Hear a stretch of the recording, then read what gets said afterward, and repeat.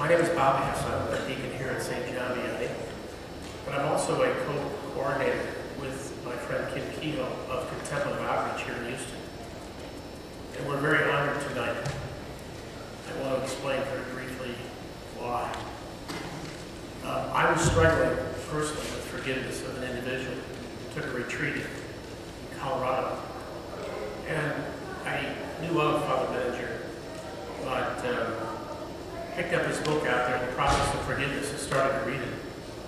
And I thought, well, I'll make an appointment to see him. He's right down at the monastery in the valley. And I met with him privately under the aspen trees overlooking the valley and the mountains. And he helped me tremendously with forgiveness. And so one thing led to another, and made an invitation to come to Houston. And we were honored to have him accept the invitation. Father Meninger not only wrote The Process of Forgiveness, which is what his subject is for tonight, but also a number of other books. He's got his master's degree from Divinity School at Harvard, his master's degree in Sacred Scripture, and he's here in Houston for a week in 2 other venues. Last night he was at River Oaks Baptist Church, giving a talk on the cloud of unknowing. And this coming weekend, he's going to be giving a 12-hour contact time course, 1-hour credit at the University of St. Thomas, sponsors under St. Mary's Seminary. It's going to be held at St. Teresa's, and the literature on that will be outside. The thing that is so impressive about Father Meninger is this weekend he'll be talking about centering prayer, contemplative prayer, and he has been instrumental in laying the groundwork for the rediscovery of this prayer practice in the Christian tradition. And even though there are other Trappists that founded it, he was co-founder, he is the one that really started it. And he discovered the cloud of unknowing and explored the other contemplative traditions in the Christian tradition and put together the methodology. And the Contemplative Outreach organization now is interdenominational, Christian, and it has 60,000 members in 35 countries. And the thing about this is that it's in silence, there's no dogma, so there's a really interdenominational flavor to it. I just mentioned he gave a talk at River Oaks Baptist last night. This is a first for him in Texas. He has never given a talk at a Catholic church in Texas. He's given them at Baptist churches, at Methodist churches. He's given them at an independent church in Austin. And so it's really an honor. Just a few housekeeping issues. If you want a copy of his book, The Process of Unknowing, there will be forms outside you can fill in. Forgiveness. Process of Forgiveness outside. And he told me not to lie when I came up here, so he's going to hold me to that. And so it's with great honor and privilege that I'd like to introduce Father William Meninger.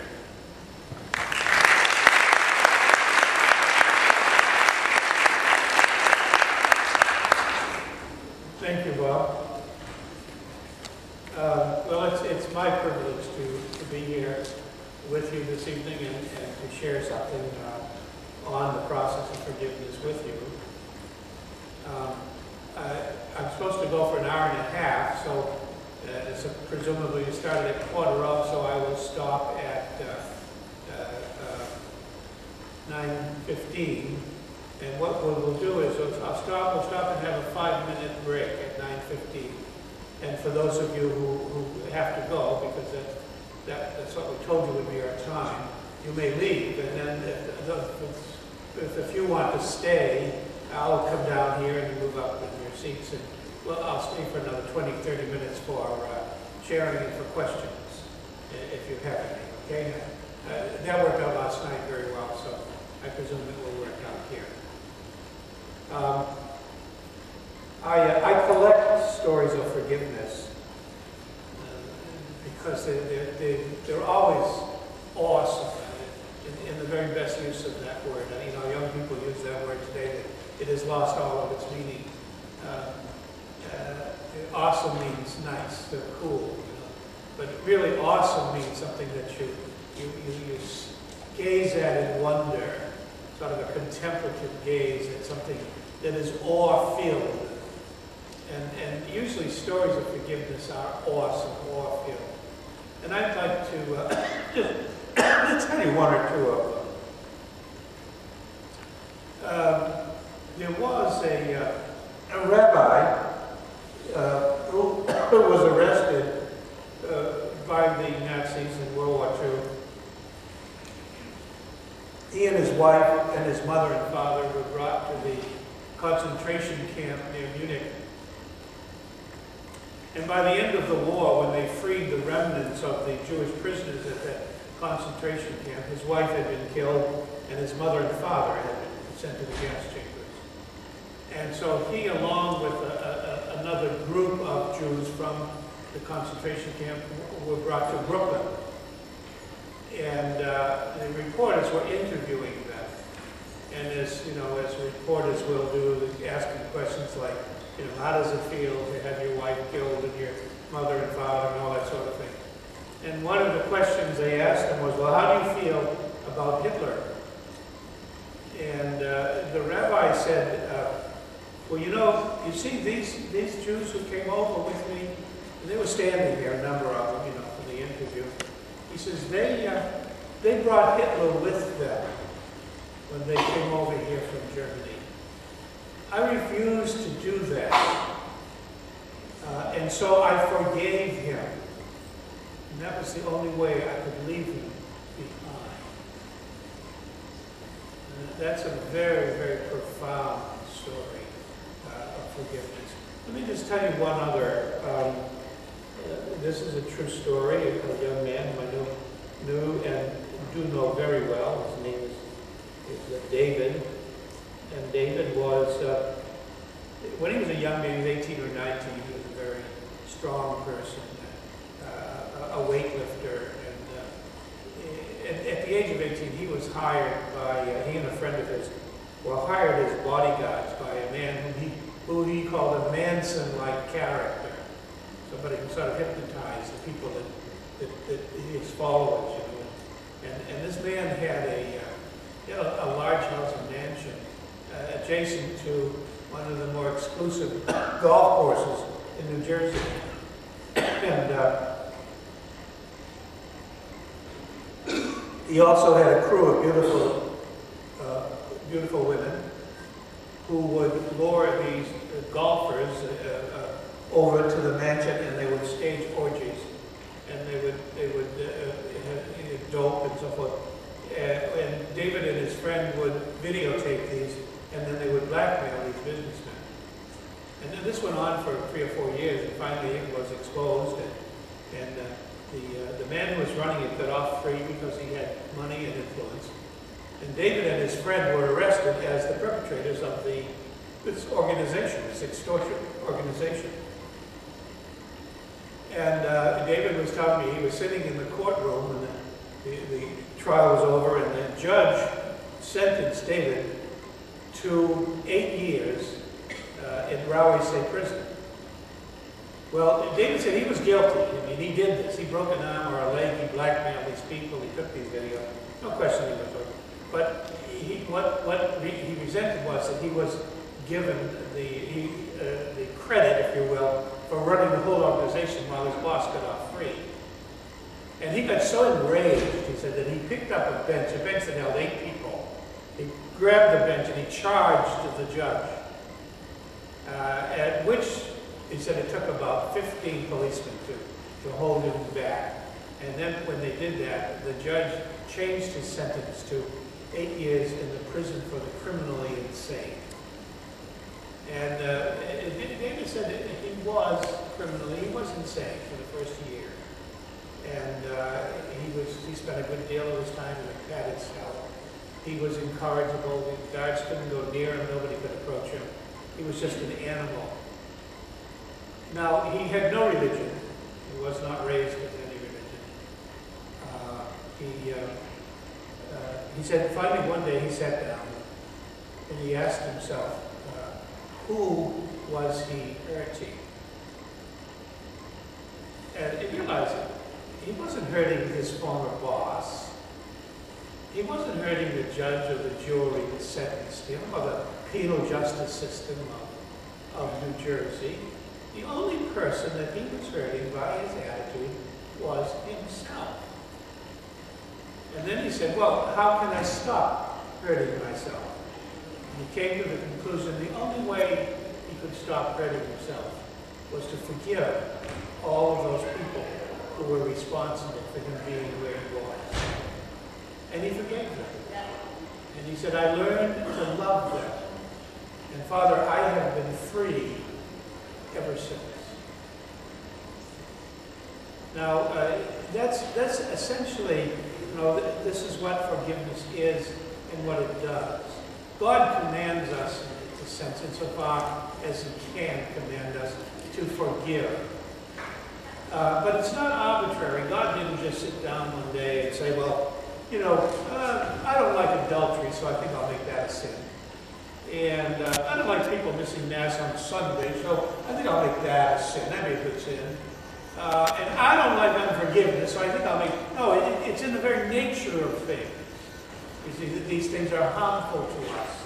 And that's why unforgiveness is harmful to us, and we must therefore forgive for our own sake primarily. Forgiveness, that's the first principle. And it might be, if it's the only thing you get out of this evening, it would be worth your coming here. Forgiveness is something we do for our own sake, for ourselves. And in a way, it's divorced from the person or persons or institute or whatever it is who hurt us. In some ways, it has very little to do with the perpetrators of our wounds, but it has a great deal to do with our wounds, with ourselves.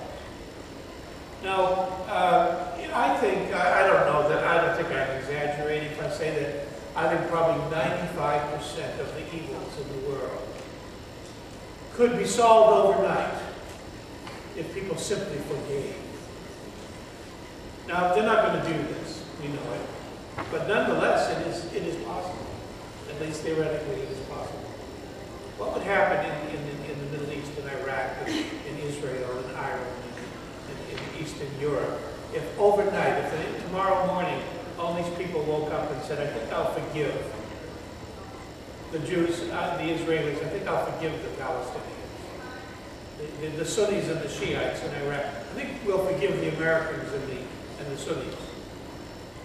It would be incredible, the changes that could be made. And actually, the point is, forgiveness is actually the other side of the coin of love. We have a great commandment from the Lord. The commandment is we love God with the totality of our being, with our heart and soul and mind and strength. And that we love our neighbor as ourselves. So that's the great commandment. But the great commandment will be broken. There is nobody here this evening who hasn't broken it, who has not been in some way or other unloving, either to God, to themselves, or to their neighbor. And this is the results of original sin. So, and what is forgiveness? Forgiveness is broken love that is repaired. So you see, forgiveness is as necessary as love is. And Jesus could just as well have said, by this let all men know that you are my disciples, that you forgive one another. Now, if this is so obvious, all right, we'll say that the world isn't going to change tonight, and they're not going to wake up tomorrow and start forgiving one another. And they're not here, they're not listening to me, but you are. And your world can change overnight. And by forgiveness, you can change your own world. By forgiveness. Well, why don't we do this? And why haven't you already done it so you didn't have to come here tonight? Well, one of the main reasons, it's curious, is that we really don't know what forgiveness is. We have an idea of it that is erroneous, that is absolutely wrong. And so I always like to start out by talking about what forgiveness is not. I remember doing this one time. It was a week's retreat. And I did this the first day of the first conference. And at the end of the conference, this sweet little old lady came up to me and she says, "Father, I'm going home." It was Monday. She said, "I'm not going to stay till Friday, but I don't want you to be offended. The reason I'm going home is that you solved all my problems in this first conference." and here was the thing that was solved for her. I'm telling her what forgiveness is not. And the first thing I said was, forgiveness is not forgetting. She had been sexually molested when she was 6 years old by her grandfather. She was now 70 years old. And she had never forgiven him. She thought that she could not forgive him because she could not forget what he did to her. And I'm thinking as I'm talking to her, I remember my mother saying to me, I'm one of 9 children, and the first 15 years of my life was spent fighting with my brother Don, who was 2 years older than me. And then after 15 years, we became friends. And God rest her soul, I can hear my mother saying to me, saying to us, "Now, boys, forgive and forget." Well, how do you forget when your brother cheats at Parcheesi? Sorry, Mom, but that's not what forgiveness is. It's not forgetting. So you want to remember that. If you've been hurt, greater or lesser, a long time ago or this morning, or whatever it may be, you don't have to forget. As a matter of fact, in most cases, especially when you've been seriously hurt, when it's at a deep emotional level, you must not forget. Because if you forget, you've lost a valuable teacher. Now look what Jesus did. Did he forget? How was he hurt? Well, he was crucified. He was crowned with thorns. He was nailed in his hands and his feet, and a spear was thrust into his side. Now, did he just forget about that come the resurrection? By no means. Every significant vision and every authentic apparition of Jesus that we've had in the 2,000 years of the history of the church, he showed his wound. In fact, his first apparition in the upper room to the 12 apostles, he showed them the wounds in his hand and feet and his side. He was proud of those wounds. And what are they but reminders of his suffering? And so he invites us to do the same thing. There is a reason why God permits us to be hurt. And sometimes many of us, we've been hurt when we were innocent children, 1, 2, 3, 4, 5, 6, 7, 8 years old, when we were, totally unable to do anything about it, and hurt by people whose responsibility was to love and cherish and protect us. This is not at all uncommon. And why can God permit such a monstrosity to happen to us? Well, one, I don't pretend to know all the answers in God's providence, but I know why the Father allowed his beloved Son Jesus to be hurt. Because this was the way he was going to manifest his love and bring about the redemption of the world. And I know that we are invited to join with the sufferings of Jesus, our own sufferings, our own wounds, in order that they may be salvific. As St. Paul says, you must make up for what is lacking in the sufferings of Christ. So we shouldn't forget our wounds. We should remember them. And you know what the church does to remember the wounds of Christ? On Holy Saturday, when the priest blesses the Paschal candle, and he puts incense on the places of the wounds, the hands and the feet. And he calls these wounds holy and glorious. Now, because you are one of Christ, because you are incorporated into Christ, you are to be incorporated into Christ with all of your wounds and your scars, and your wounds and scars are to be united with his, and therefore, because they are one with the wounds of Jesus, they are to be holy and glorious. And you know what? you were a victim of incest when you were 3 years old. You were raped when you were 14. You were betrayed by a friend when you were 22. Whatever it might. These are ugly things. They're horrible things.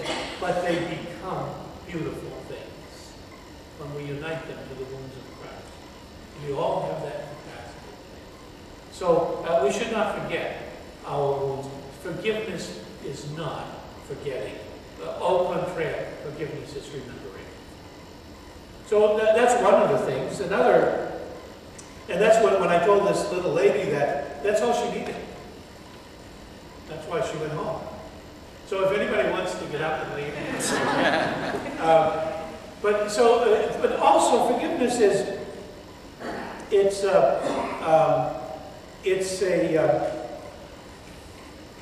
not a simple act of the will. You know, Jesus said you must love God and your neighbor with your whole heart and soul, your whole mind and strength. There's actually 3 levels that he's talking about. We have to love God, we have to forgive on those same 3 levels. We have to forgive, first of all, intellectually. Now, that's probably the easiest level to forgive, but it's not the completed process. You say, well, all right, I've been hurt. All right, I'm a Christian. I've committed to Christ. I take responsibility for this, so I know that I have to forgive. You see that? And you grit your teeth. You say, I do it. Oh, it's killing me. Well, that's not the full process. That's only the first step. Then we know it has to go to the heart. We have to forgive, to love with all our heart. So now it gets emotional, and this is harder. We have to actually have to bring about cooperate with God's grace so that we have a feeling of forgiveness.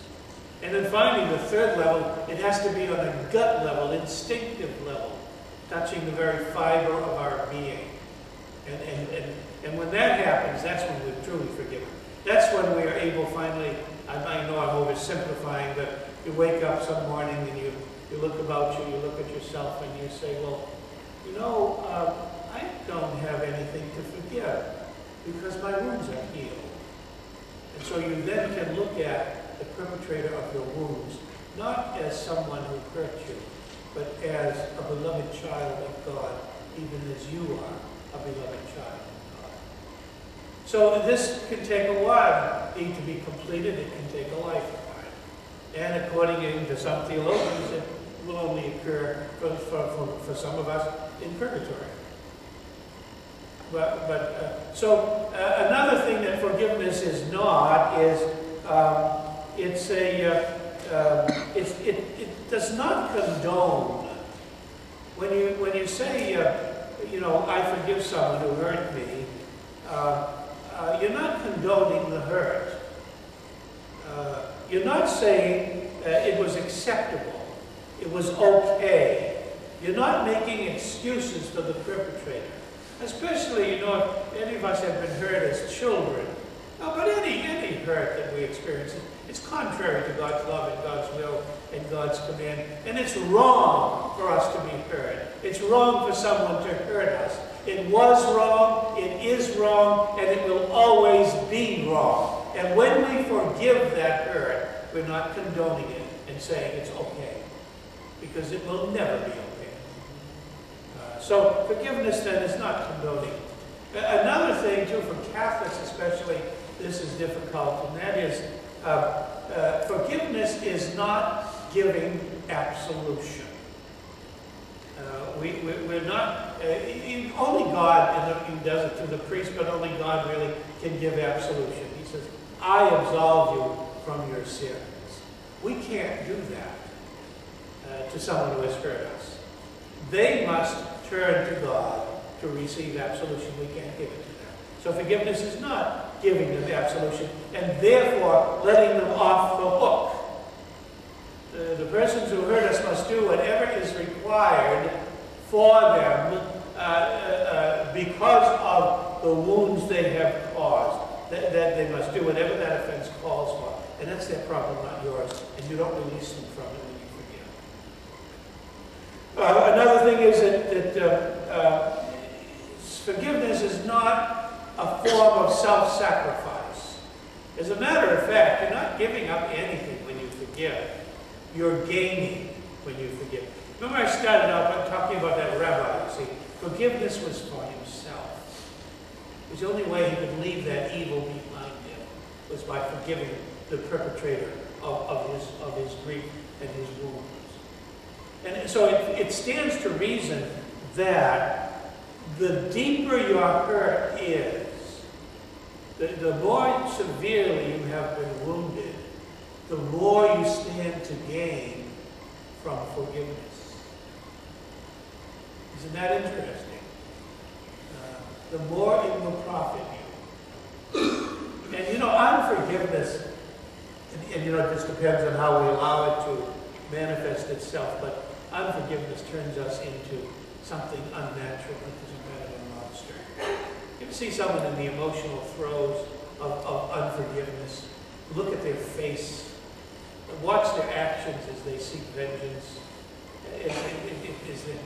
The hatred sort of breathes through them. It becomes a horrible thing. And then if you see the same person who was brought, like my friend David in prison, who was brought to forgiveness, they're changed. Their countenance changes.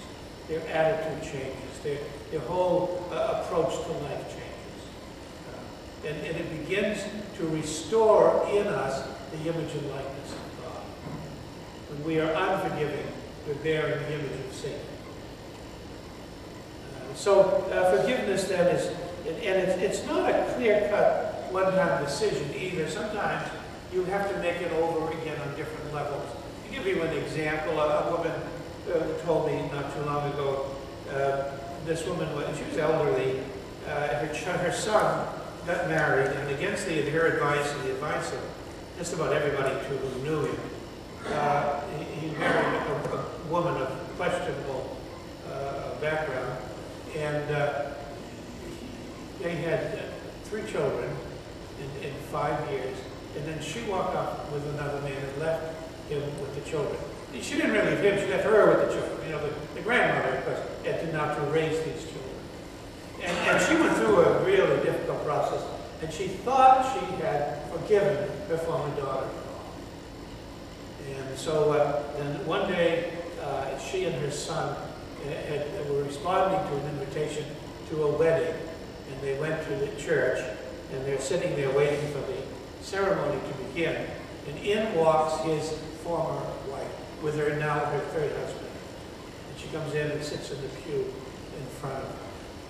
And the woman said, well, you know, Father, it all came back to me.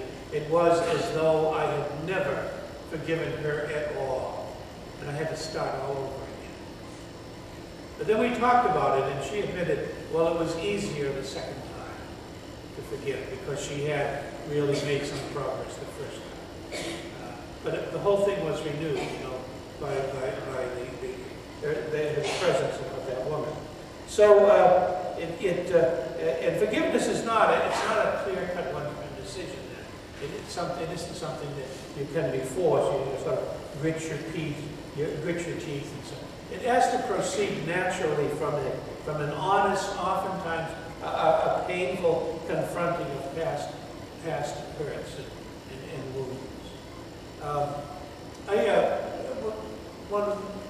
One time, one Sunday, this was maybe about 20 years ago, the gospel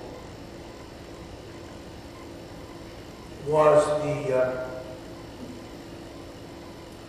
the gospel when Jesus said, if you're bringing your gift to the altar, and then you remember that you're not reconciled with your brother and sister, leave your gift, go and be reconciled, and then come and present your gift. Now, a little background of that is important to understand. We sometimes think of that as going to Holy Communion, and I think that's a valid way of looking at it, but that's not how Jesus saw it. You see, it was the custom, and indeed even the commandment in Jesus' time, that for certain things, you would bring a kid goat or a lamb to the temple in Jerusalem to be sacrificed. For example, if your wife gave birth to a healthy child, or you had a good crop, or something like that, and you would say bring a lamb and carry it to the temple, and hand it to the priest, and then it would be slain and sacrificed, and the meat would be given to the poor and the priest. The priest would get the prime cuts. But now it didn't take long. This command is in the book of Leviticus, when some wise farmer, probably conniving with his wife, said, well, I have to offer a lamb at the temple in Thanksgiving for the good olive crop this year. And the wife would nudge him and wink and say, yeah, remember that lamb that dropped yesterday, the one with the broken leg? Why don't you bring him in? And so the book of Leviticus says, oh, no, this is not acceptable. The lamb must be perfect to offer it to God. Now, see, the point is, the lamb is a symbol of the man. What he's doing is, he's not going to go and cut his own throat. God doesn't want that. But he is going and going to shed the blood of the lamb, and it's going to be a symbol of this man giving his life to God. But they had, some of the priests were assigned to inspect all the animals that were brought for offering to make sure they were without blemish. And only when the animal was without blemish would they accept it, would God accept it, you see? Well, so when Jesus then is picturing a man, say, coming down the center of the temple with a lamb in his arms, and it may be it passed the inspection of the priest. It was an animal without blemish, but the man himself was not without blemish,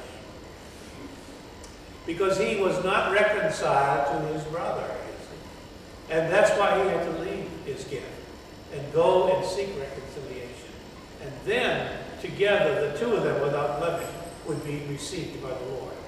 Now, that was my explanation at the sermon, and that was the gospel. And a woman came to see me after Mass. She was about 45, married, had 2 children who were in their late teens, early 20s. And she had not gone to communion for 30 years, although she had continued every Sunday to go to Mass. And looking at her right away, you could see it in her face. This is a woman who was really badly hurt many years ago, and she's still bearing, the pain of it in her face. And it was true. She told me what happened. When she was 15, walking home from school one day, she was stopped and gang raped by 4 boys. She knew who they were. She reported them. They were arrested. They slapped their wrists and sent them to reform school for 6 months. And then they were sent home. And when they were 18, it was wiped from their record, and they went on with their lives. This poor woman was utterly and completely destroyed.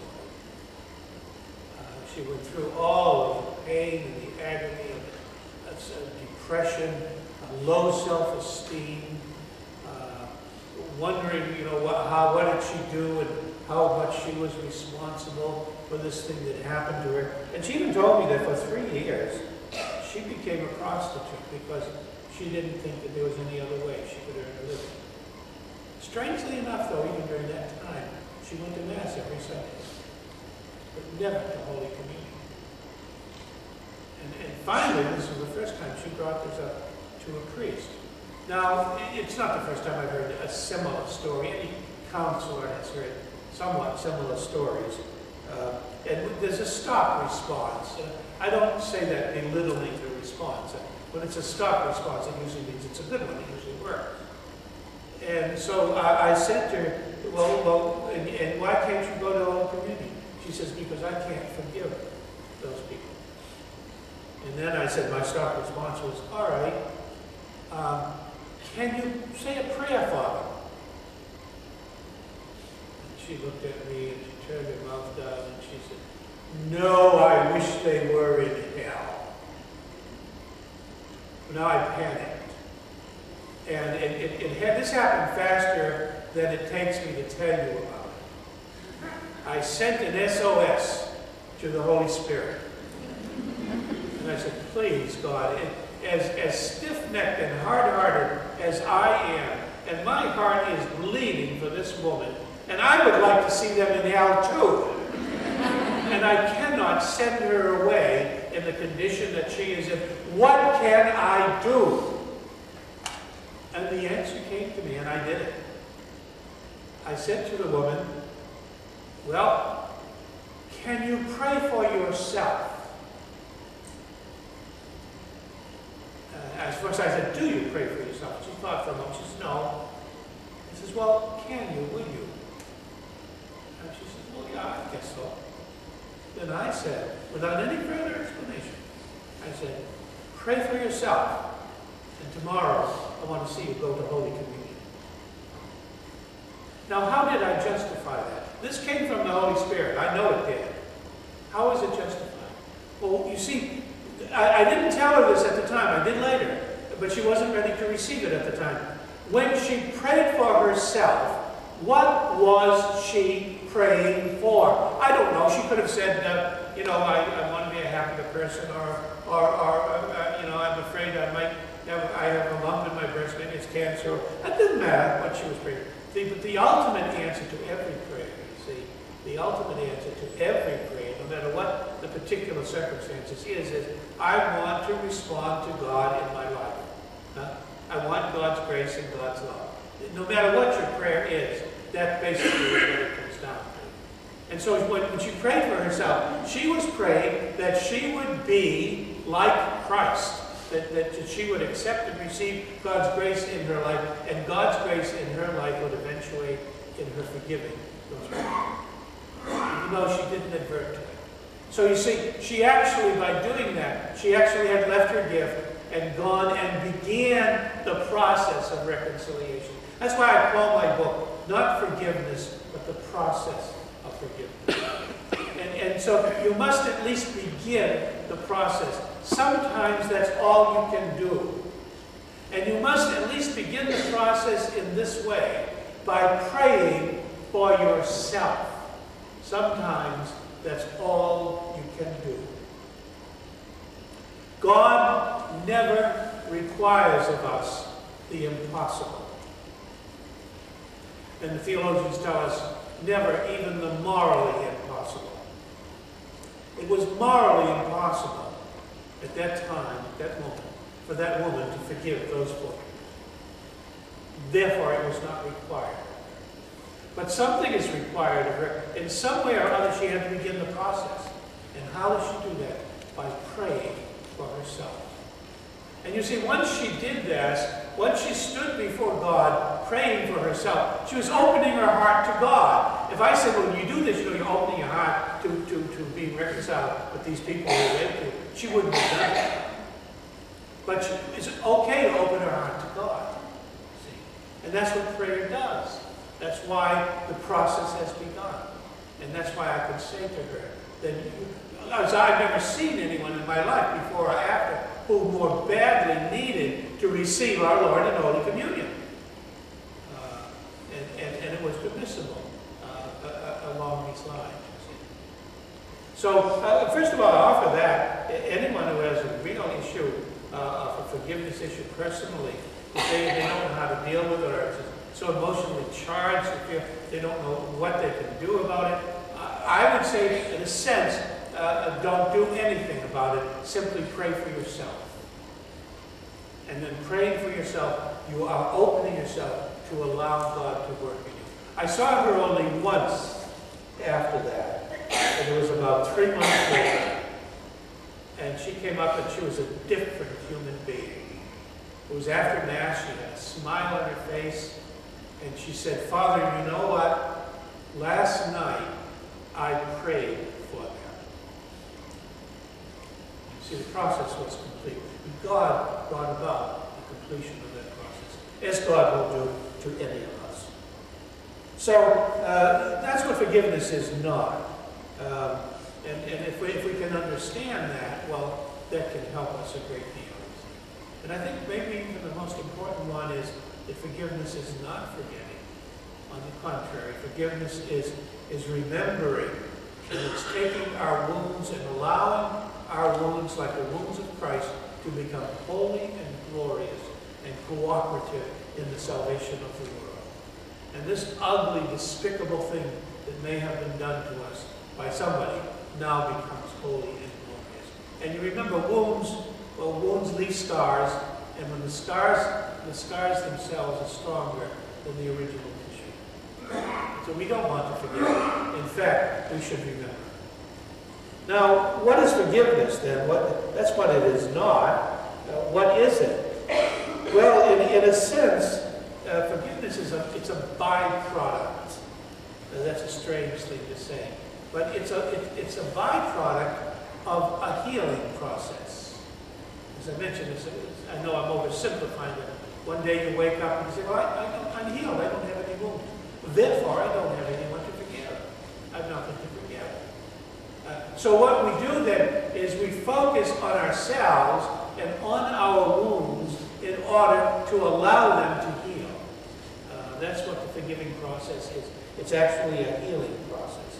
So it's an internal process. It happens within us, and it involves the beginning of feelings of wellness, of freedom, of acceptance. It's a sign of positive self-esteem. And this is the most common of the ugly results of being hurt, being wounded, is that we have a low self-esteem. And we build our identity on some horrible thing that happened to us in the past. That's what a low self-esteem is. Isn't that ridiculous, huh? To build your identity on something that happened to you, maybe when you were a child. I never permit people to when I'm counseling someone to say to me, you know, Father, I'm the adult child of alcoholic parents, or I'm a victim of childhood incest. And I will stop them and I will say, yes, and what else? And then they think, well, he wants to know a list of my sins. No, that isn't who you are.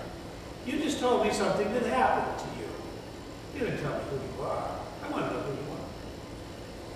See, we don't build our identity on an evil thing that happened to us.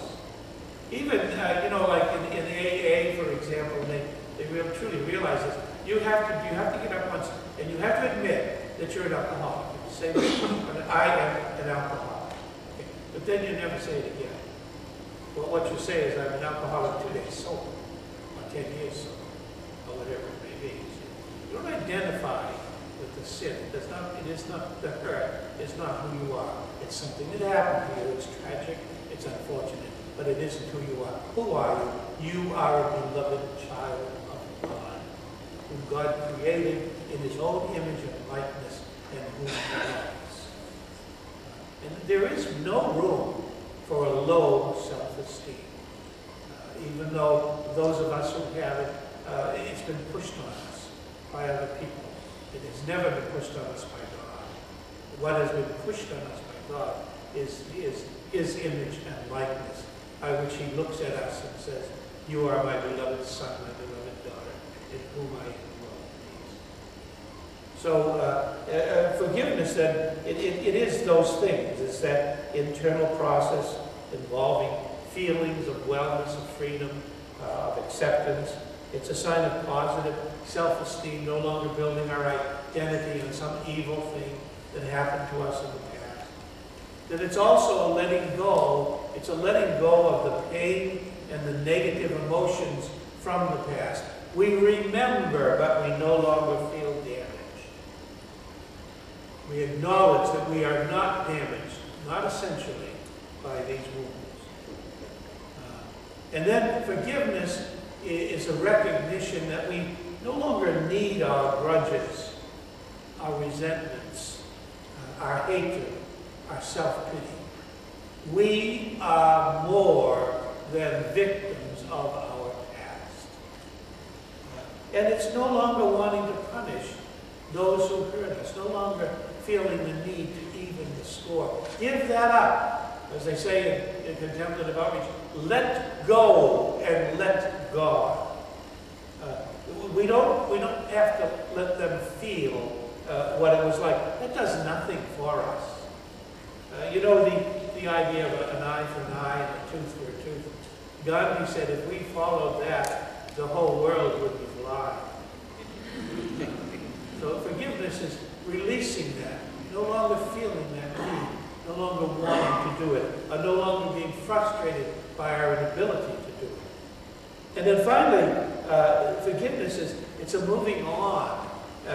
It's a putting that energy that we have been using negatively, putting it to a positive use. Do you know it's a struggle to be unforgiving? We have to cultivate it. We have to rub salt in our wounds, and it's painful.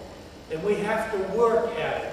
And we have to push people away, and push initiative away, and new experiences, and stay in our grubby little cell, and keep building and rebuilding these brick walls around us that represent and that constitute us in a state of unforgiveness. But we can take that energy and use it in positive ways, discovering our strengths, and especially breaking the cycle of hurting others. You know, they say that when, I don't know the exact figures, 90% of parents who abuse their children, say physical abuse, have been themselves abused as children. And you've got to break that cycle. It's got to stop. And forgiveness is the only way that it will happen. So now we have a very strong tendency to denial. We try to deny that we have been hurt. And really, along with the first step is we have to admit it. We have to acknowledge that we've been hurt, and we also have to acknowledge what we have done and what we presently do because of the hurts, the burdens that we carry and impose on others because we have been hurt. And that's particularly difficult because, you know, in any list of hurts that people say at forgiveness workshops and whatnot, ask them to write down how you have been hurt, and in order of frequency, who it is that hurts you. Always, the list starts out with mother and father, the people closest to us, because they're the ones who have the opportunity, the capability to hurt us the most. And you know, it's not such an unusual thing. Every once in a while, I have a visit from one of my many dozens of nephews and nieces. And like last summer, my niece came from Boston. She had a 6-month-old baby with her, and I was watching her take care of the baby. And all of a sudden, I had this revelation. I became absolutely struck dumb by the responsibility that she and her husband took on themselves with this baby. They were responsible for the life of this child, 24 hours a day. You know all this better than I do. 7 days a week, 52 weeks a year, for 17 years. And, you know, is it possible that in some way or other they're going to do something that's going to hurt this child inadvertently? You know, it's almost impossible that doesn't happen. So, and also, you know, parents have good intentions, but sometimes they're not properly trained. And especially, you know, their training oftentimes has been their own parents. And if their own parents, they were abused and victims, and, you know, from their own childhood, well, again, the cycle repeats itself. And next to our parents, the list includes our siblings, brothers and sisters, those closest to us, our friends, our closest friends, that hurt us the most. Then other people like our teachers, our clergy, the local policemen, neighbors, people we work with, then of course other strangers. And then also frequently, and it should be mentioned in this listing, is God. Now you see, the person who has hurt us doesn't mean they don't have to have done it deliberately, or it doesn't have to be done knowingly. I'll give you an example of that. Usually when I give these workshops, I end up making public confessions of my own life. My father died when I was 6 years old. It was during the Depression. My mother had an 8th grade education in Ireland, and the only thing that she had 9 children. The youngest was 6 months. The oldest was 15 years when my father died. And my mother, the only way she could support us was as a scrub woman. And so we grew up in a neighborhood where I saw that my friends had things that I didn't have, and indeed couldn't have. And I began to realize after a while I should never even mention these things. My friend Jimmy next door, had a tricycle. I didn't have one. My friend Bobby next door, and I still remember this vividly, 1939, World's Fair in New York. Bobby and his mother and father got in their car and drove to New York for the World's Fair. To me, this was so utterly inconceivable. I couldn't even be jealous of it. But I began to find out that, and it was only when I was about 30 years old that I actually recognized it, I began to resent my father because he was responsible for that situation that we were in. He died. And I had to forgive him. And what a revelation and what a relief it was when I recognized that and was able to do it. So, it also, especially our parents, the hurts that they gave to us were often done at a time when we were learning vital life lessons. They were our role models, and our foundations were affected by what they did, and sometimes we were left with rather crumbling foundations upon which we had to build the rest of our lives. So we have to know that, we have to acknowledge that. Then another thing, and I know I'm going through this very quickly, but we don't have that much time. We also have to acknowledge the ways in which we have been hurt. And usually put them very generically, but we're oftentimes not aware of them, and sometimes we have to just examine our lives to see where these things are present. I have just listed briefly 5 ways in which we may have been hurt that we should look at in order not to lose ourselves in denial. The first way is disappointment. All of us maybe in some way or other have been hurt by disappointment, by not getting something that we wanted, something we looked forward to, something we expected, or even something we deserved. It could be a whole lifestyle, admission to a college, acceptance at a job promotion. It could be something, a whole family, like a parent dies, our parents are divorced, and so forth. And these cause wounds that have to be healed, and where forgiveness has to be given, even when the person who did these things did not do them intentionally. But remember, forgiveness isn't for them, it's for us. Forgiveness changes us. Again, another way, similar but has its differences, is we can have been hurt by rejection or by abandonment.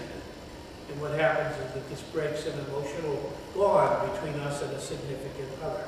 And the force comes from the fear of it being repeated. I had an experience when I was 7 years old, my 2 best friends.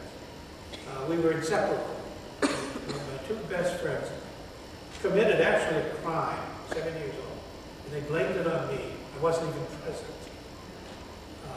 And that hurt me so badly that for years, and to some extent even to today, I am unable to reach out without a certain hesitancy in accepting people and forming new friends because of that emotional bond that was broken by that. And I'm still in the process of forgiving them. Another way is by ridicule. Ridicule can be powerful and lasting. And you can be ridiculed for anything. And sometimes we can still hear and feel the ridicules that we were confronted with. What was it? Well, maybe we were dumb in school, or maybe we were intelligent in school. And both, you were a dummy or you were a brave. Both objects of ridicule. Maybe you were a wimp, or maybe you were an athlete, in which case you can be ridiculed for both of them. Be ridiculed for our weight, too heavy or too skinny, for our race, a minority race, for our religion, wearing glasses. I remember I wore glasses at the time I was in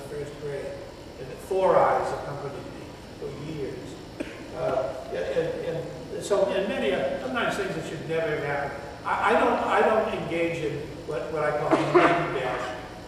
I never went to Catholic school, so I never had nuns as teachers. I had public school teachers, and let me tell you, they could top any of the stories that I've heard about the parochial school. And when I was in the 4th grade, I spent most of the year sitting in the corner with a dunce cap on. The teacher was terrible. She hated children. Yeah. I think they don't do this anymore, I'm not sure. But her way of dealing with me, because I was a discipline problem, was ridicule, see? And she could be forgiven. So also by betrayal, a friend betrays a confidence or something like that. Our ability to trust is damaged.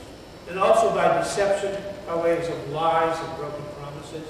Again, I can remember this very vividly. As I told you, we were very poor, and we went to school, and they had this system whereby the poor children, we could go to a dentist to have necessary, teeth repair,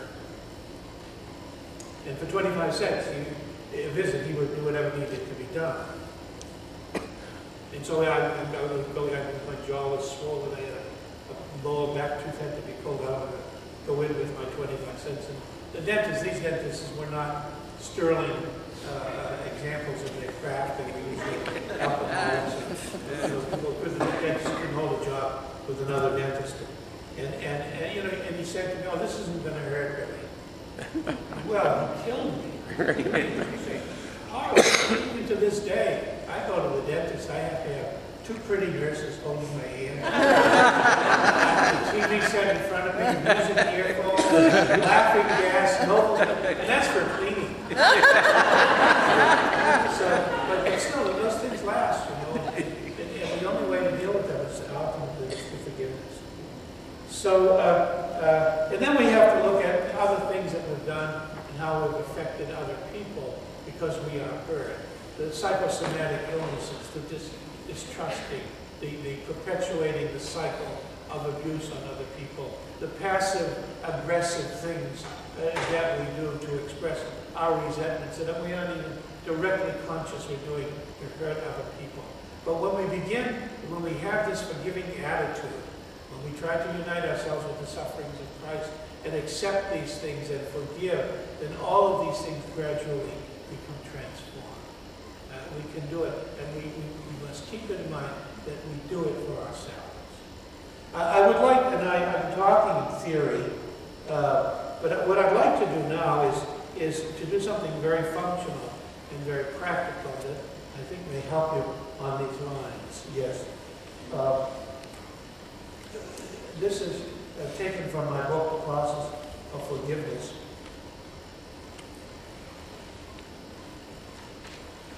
And it's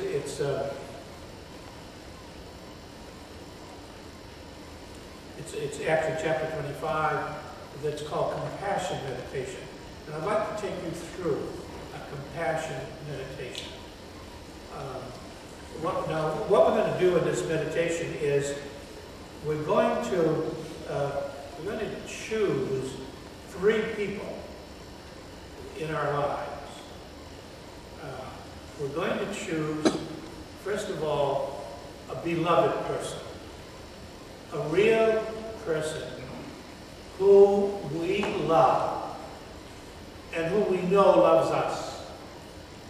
Now, right away, one time this presented a problem, but one gentleman said, "I don't know of anyone that I love or who loves me." I mean, that is heart-crushing. So I told him to think about my mother, which is okay. But we have in our lives somebody that we know, living or dead, by the way, and that's important. Sometimes because this meditation can deal in areas that we think are beyond our ability to do anything about. It is never too late to forgive, and never too late to receive the positive, sanctifying fruits of forgiveness in our own lives. It is never too late. So you can take a person who's living or a person who's dead. And what you do is, now in the communion of saints, you know we can do this with the dead. We call the person to be present to us. And we speak to this beloved person for a moment or two, telling them that we love them and why we love them, and actually growing in the love. I remember the first time I did this, I not picked my mother was dead, and I remembered some things that she had done that I never told her I acknowledged and appreciated. And I told her. It was wonderful. My mother died when I was flying home to her deathbed, and she died when I was in the air, so I never had a chance, for a final visit with her. But I used this occasion to do that. And it's very real in the communion of saints. This is not an act of pretense. So anyway, what happened was, in a few minutes, we grew in love of one another. Love does not die with the grave. St. Paul says, this is why charity is greater even than faith and hope. Because faith and hope, the time will come we no longer need them, but we will always in love. And so we can grow in love even of those who have left us. Well, anyway, so then after you do this for them, tell a person that you love them, and why you love them, and maybe recall some events that happened. I usually end up crying when I do this. But then you say, in behalf of this person, what I call the compassion meditation prayer. Now, it's a prayer that I wrote. You can write your own. You can use mine. You can change it, whatever. I actually had requested copies to be made of this process, but somehow or other they didn't get here. But it's in my book in chapter 25. But so then in the prayer, I don't want to go through it now, because we'll go through it in a moment in the exercise, but in this prayer, you ask for every conceivable good thing that even God can think of to present to this person whom you love and who loves you. Okay? That's a very satisfying thing to do. And if that's all we did, it would be wonderful. But we go beyond that. Then we pick a second person. Now, this is what I call an indifferent person. It means somebody that you know exists,